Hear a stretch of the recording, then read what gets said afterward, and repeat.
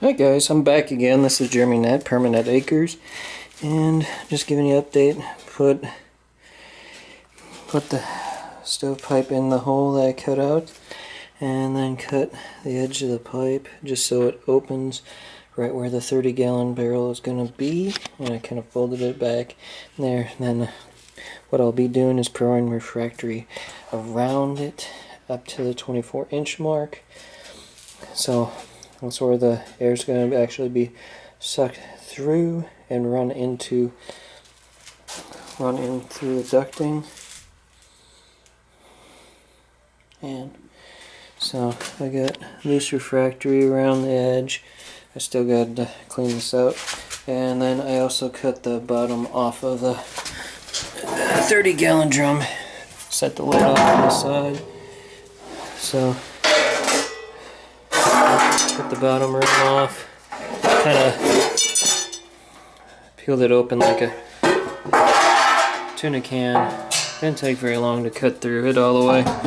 And once I got the refractory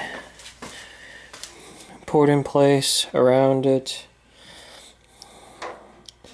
I'll be just about ready to start testing it and see how she works. So I do have the out pipe set in place.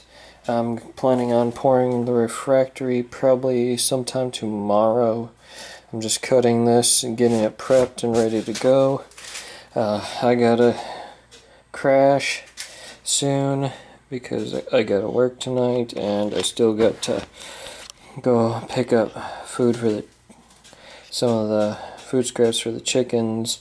So yeah, that cut-off blade really worked great. It threw that barrel pretty quickly and cut out that hole. The only complication I had was having the barrel so close to the ground. If I would have pre-marked everything and cut it before I put the other barrel in there, this would have been so much easier. It's just I had to go down at funny angles to get around it. And then once I get the refractory in there, I'm going to go around the edges with silicone and seal this whole thing out, that high temp silicone, and